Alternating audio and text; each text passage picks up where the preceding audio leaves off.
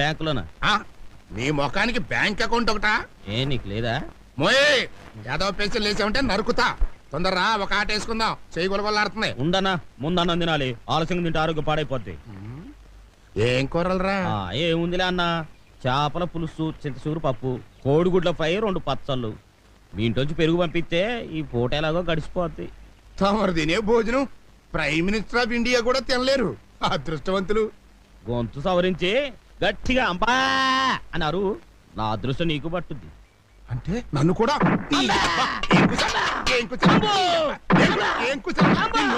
నిన్ను